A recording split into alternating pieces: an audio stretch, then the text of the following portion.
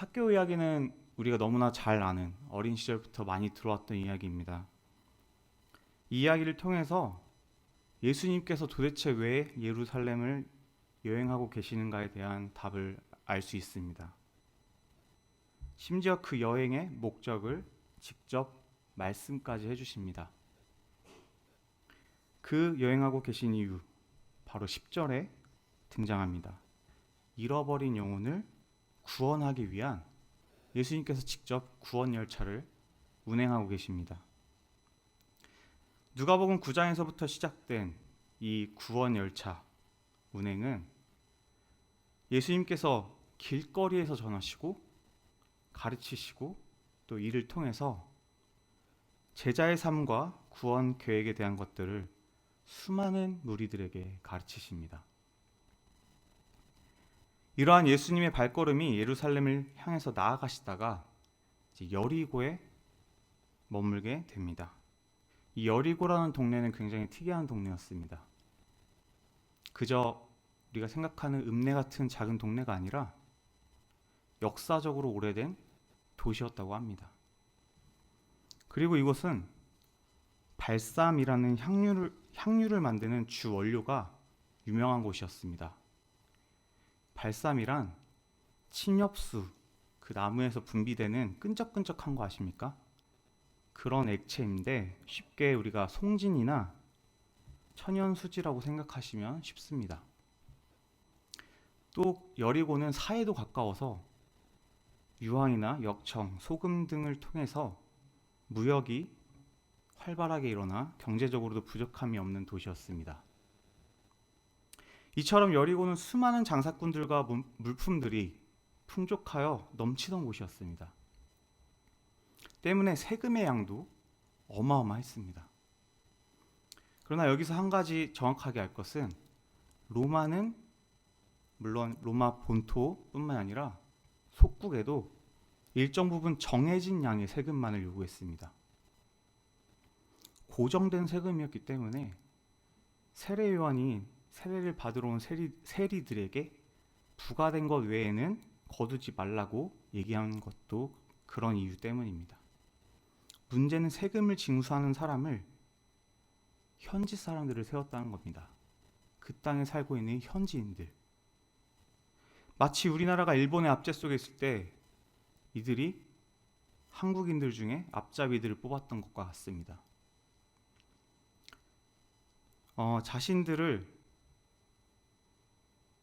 자신들을 등치는 자가 나의 민족, 내 옆집 사람, 그런 자들을 세운 것입니다. 로마는 고정된 세금만을 받으면 되었고 그 위에 세리들이 얼마를 걷든지 신경을 쓰지 않았습니다. 그러다 보니 세리들이 점점 자기 마음대로 세금을 가지고 장난을 치기 시작합니다. 그래서 착복하는 것이 점점 커져갔고 이 세금을 지불하지 못하는 자들에게 결국에 내가 돈 빌려줄게, 세금 내, 이렇게 고리대금까지 하게 되는 것입니다. 그리고 당시에 정치적인 문제들도 있었습니다. 혹시 열심당원이라고 들어보셨습니까? 이들은 자신들을 로마로부터 해방시킬 정치적, 경제적 메시아를 기다렸는데 로마에다 세금을 내는 것, 이것은 즉 하나님 외에 로마 황제에게 세금을 내는 것은 옳지 않다고 여겼습니다. 그래서 이런 자신들의 주장을 주변 사람들에게 피력했고 이런 분위기 속에 로마가 세운 세리라는 직업 자체를 강도와 다를 바 없이 여겼습니다. 이는 단순히 일본인이니까 나빠, 모두를 싸잡아서 세리니까 악독한 사람이라고 여기게 만드는 그런 편견을 심어주었습니다. 따라서 우리는 오늘 본문에 등장하는 이 삭개오에 대한 편견을 어느 정도 내려놨으면 합니다. 오늘 삭개오에 대한 말씀을 들으시면서 성경 속 이야기를 더 자연스럽게 느끼기 위해서 우리 자신이 이 시간 삭개오가 되었으면 합니다. 이 말씀에 등장하는 삭개오가 나라고 한번 생각을 하고 함께 말씀을 듣겠습니다. 이 삭개오가 가진 예수님께 대한 기대와 믿음, 행동 등에 대하여서 내가 직접 삭개오가 되어서 그의 마음을 살펴보는 것입니다. 먼저 삭개오는 18장에 등장하는 부자 관리와는 대조적으로 어린아이와 같은 모습을 가졌다고 합니다.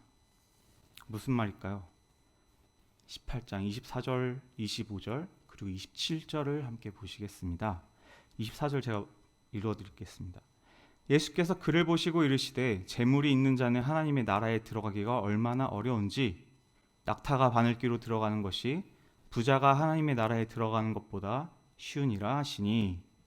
그리고 27절에 이르시되 무릇 사람이 할 수 없는 것을 하나님은 하실 수 있느니라. 이 본문 말씀에 앞선 18장에 등장하는 이 부자 관리는 재물 때문에 그 마음속에 돈이라는 우상을 세웠습니다. 예수님이 지키라고 하는 것들을 지켰다고는 하지만 그 중심이 제대로 되지 않았던 것이죠. 그리고 그는 어린아이 같지 못하고 순수한 믿음으로 결국 하나님의 나라를 받아들이지 못합니다. 그렇지만 그 반대로 삭개오의 믿음은 마치 어린아이와 같이 기를 쓰고 때를 쓰는, 하나님 당신의 나라에 들어가게 해주세요, 이렇게 기를 쓰는 모습을 가집니다. 그것은 호기심 이상의 것이었습니다. 세리들을 관리하는 장의 위치, 또 재물도 있고 나름 명성과 위치도 있었을 텐데 그런 모든 것들을 뒤로 하고서 삭개오가 이상한 행동을 합니다. 그리고 우리는 오늘 이 삭개오라는 이름도 한번 주목해 봐야 합니다. 이 이름의 뜻이 무엇일까요? 삭개오라는 이름, 히브리어의 자카이라는 음역에서 비롯된 말인데요. 이 이는 순전한, 의로운이라는 뜻을 가진다고 합니다.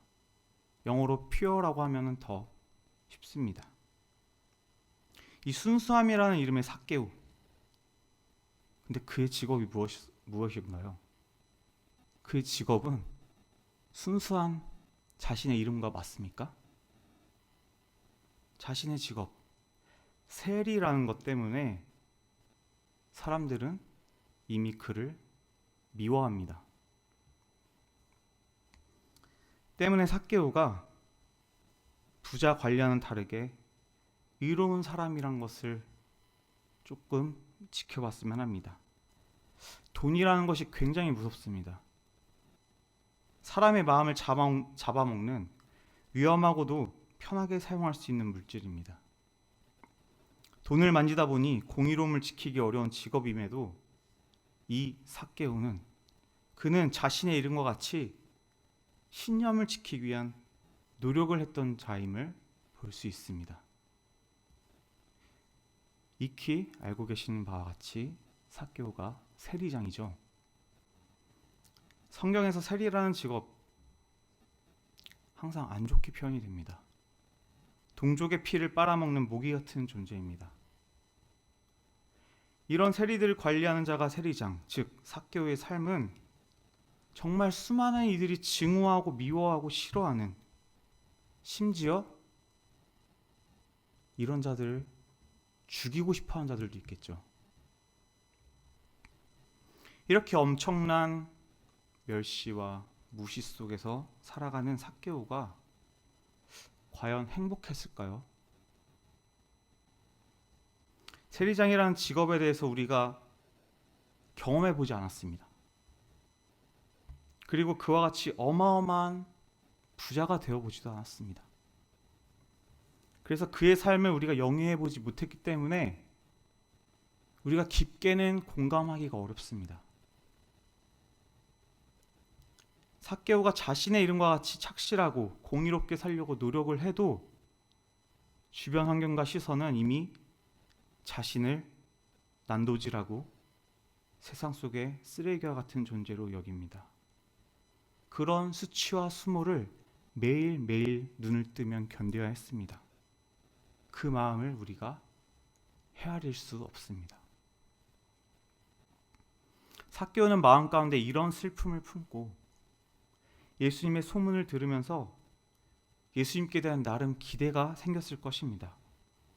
귀신을 쫓고 병자를 고치고 죽은 자를 살렸다는 소문을 들으면서 자신의 마음속 짐을 내려주실 수 있는 분이 바로 이분이 아닐까 너무너무 보고 싶었을 것입니다.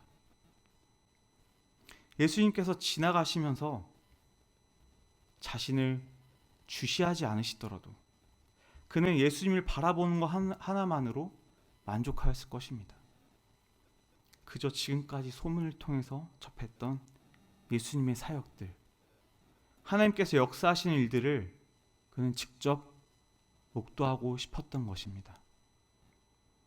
그래서 그가 자신의 힘든 상황들을 해결해 주실지 알 수는 없지만 잠시 숨돌릴 수 있는 그 즐거움이면 좋겠을 수도 있습니다. 위에 말씀드렸던 부자 청년과 같이 이 세리장인 삭개오, 돈이라면 징글징글하게 많았을 것입니다. 이런 삭개오가 예수님께 대한 기대를 가집니다. 어떠한 기대였을까요?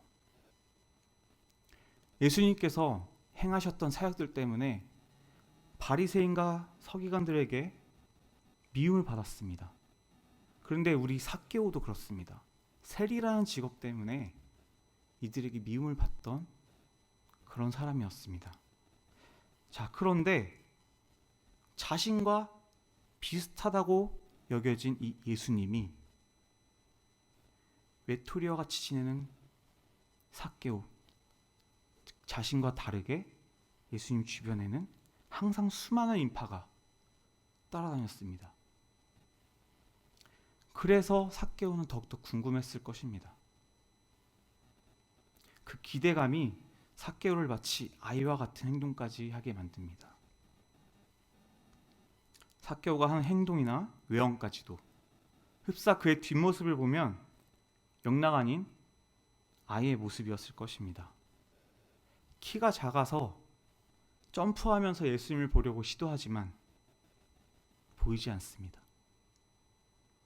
조금 있으면 지나가실 텐데 얼른 높은 곳에 올라가 예수님을 보아야 하는데 내 주변에는 수많은 무리들이 있었기 때문에 쉽지 않았습니다.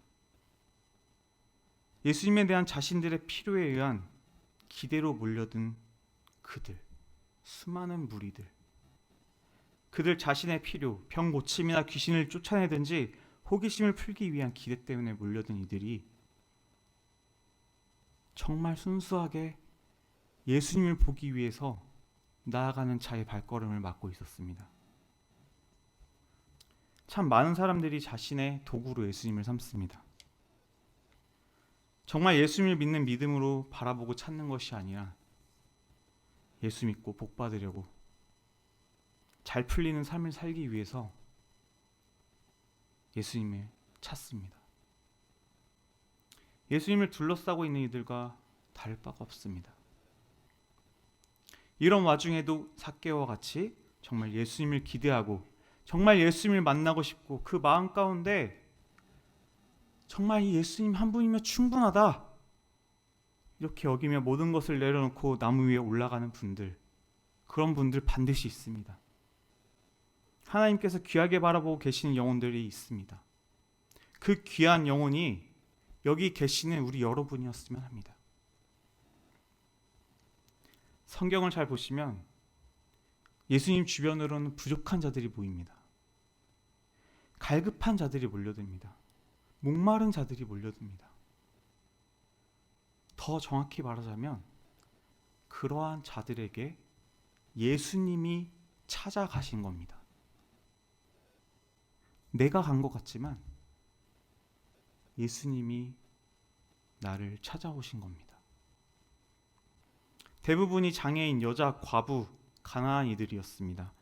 세상 속에서 소외되고 고통받는 영혼들이었습니다. 사실 이런 모습은 오늘을 살아가는 기독교인들에게 불편할 수 있습니다. 이런 모습 탐탁치 않게 생각합니다.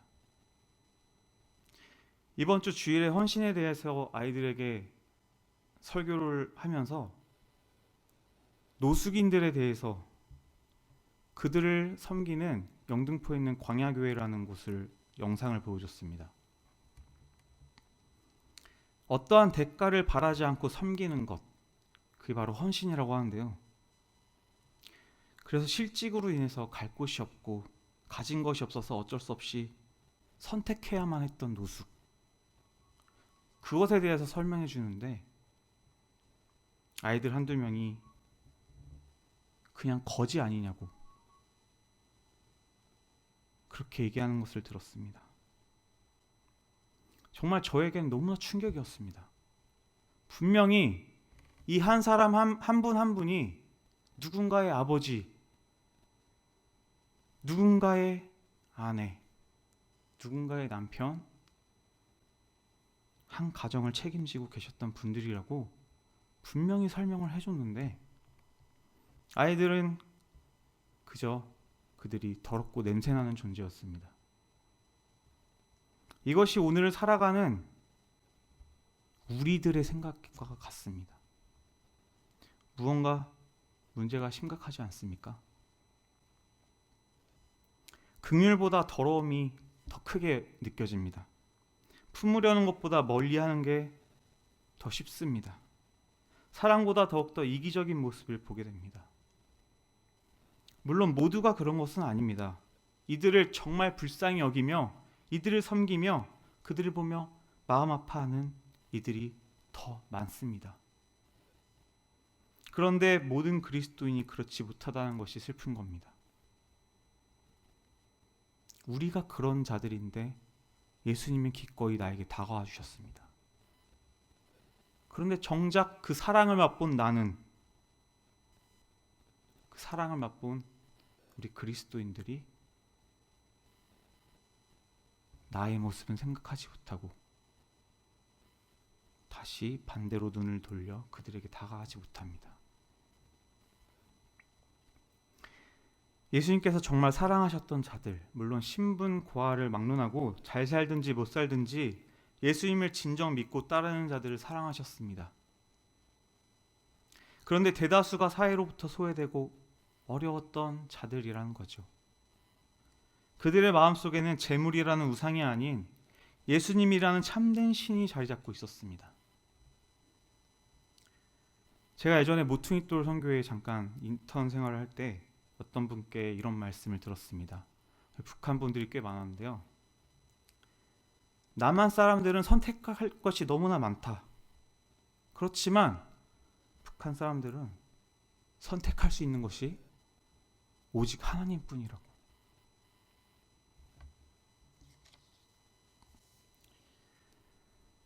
이것이 얼마나 슬픈 얘기입니까?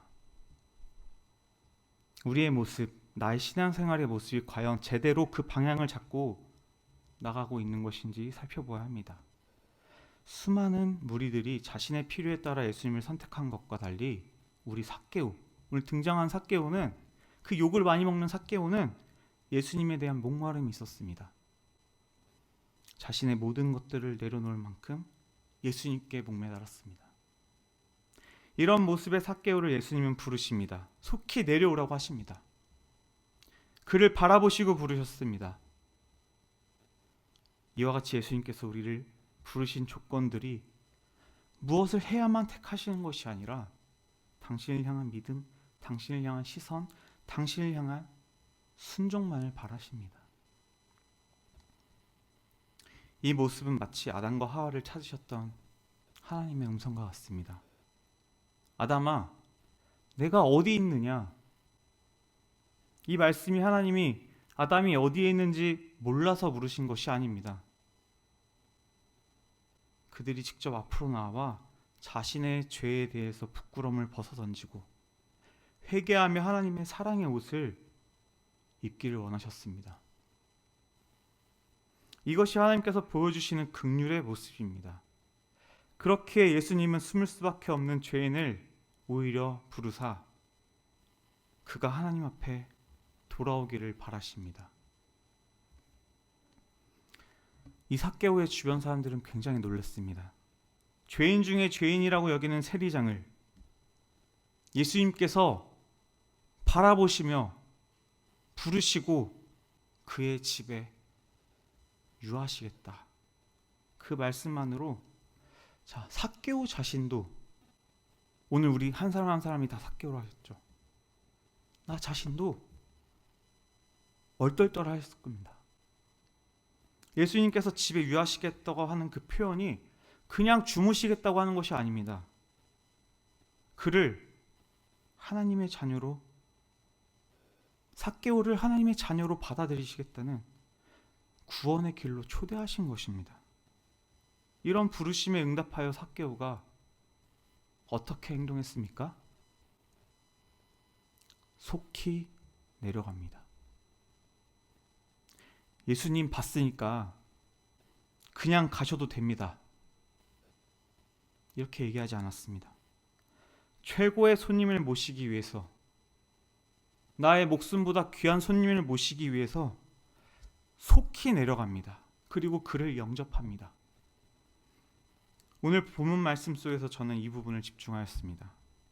다른 이들에게는 삭개오가 예수라는 사람을 보겠다고 나무에 뒤뚱뒤뚱 올라가는 것이 웃겼을 것이고, 끔찍이도 싫은 그 세리장의 뒷모습 조롱하고 비웃었을 것입니다. 예수님은 당신 같은 사람이랑 취급도 안 할 거다, 이렇게 생각했을 수 있습니다. 그런데 예수님이 오히려 이런 삭개오를 부르십니다. 우리가 단순히 판단하고 편견으로 바라봤던 자의 그 속에 참된 마음을 예수님이 보셨습니다. 거지라며 여기는 노숙인의 겉모습이 아닌, 그들이 자립하기 위해서 노력하고 스스로 봉사하며 다른 자들을 섬기고 예수님을 부르짖는 그 참모습을 보셨습니다. 삭개오는 기쁨으로 예수님을 영접합니다. 기꺼이 자신의 집을 엽니다. 그리고 속히 순종합니다. 하나님은 아담과 하와에게도 많은 것을 원하셨던 것이 아닙니다. 그저 순종하기를 원하셨습니다. 그럼에도 이들의 불순종으로 인해 예수님께서 오셔서 십자가에서 우리의 죄를 짊어지고 용서해 주셔야만 했습니다. 우리도 이 삭개오와 다를 바 없는 삶 속에 있습니다. 사람들이 점점 더 기독교인을 욕합니다. 나의 모습을 보고 사람들은 예수님을 욕합니다. 나의 모습을 보고 교회를 욕합니다. 이것이 얼마나 슬픈 상황입니까? 그럼에도 불구하고 예수님은 우리를 끊임없이 부르십니다. 우리가 끝까지 순종하며 나아오기를 원하십니다. 나의 영혼뿐만 아니라 나의 주변에 사랑하는 가족들, 친구들, 동료들까지도 하나님은 나를 통해서 회개가 일어나고 변화가 되기를 기다리십니다. 삭개오는 예수님을 만나고 즉각 순종하고 즉각 변화되었습니다. 주변의 시선이 무서울 수 있습니다. 주변의 말들이 우리를 괴롭힐 수는 있습니다. 그러나 담대하십시오. 그들이 자신들이 무슨 일을 하고 있는지 모르지만 그들이 나 때문에 예수님을 알게 되고 예수님을 영접하게 될 때 그들은 자신들의 입술을 회개할 것이고 하나님 앞에 나아가게 될 것입니다. 많은 이들은 하나님을 보기 원합니다. 그러나 막상 하나님께서 자신을 보고 있음을 깨닫지 못합니다. 진정 우리는 주님을 섬겨야 하는데 나의 눈을 들어 주를 본다고 하는 것이 아닌 주께서 나를 바라봐 주심을 알아야 합니다. 나를 위해 주님께서 일하시는 것이 아닌 내가 주를 위한 일을 해야만 합니다. 10절의 말씀입니다. 인자가 온 것은 잃어버린 자를 찾아 구원하려 함이니라. 그렇습니다. 예수님은 한 영혼이라도 더 찾으시려고 이 땅 가운데 오셨습니다. 나를 부르시는 주님의 음성에 우리는 속히 반응하고 움직여야 합니다. 나를 부르시는 주님의 음성에 귀를 기울이고 그를 바라보고 있어야 하는 것이 우리 그리스도인들의 삶입니다. 나 삭개오가 우리가 항상 주를 바라보기 위해 노력하며 그분의 말씀에 순종하는 삶이 되기를 소망합니다. 기도하시겠습니다.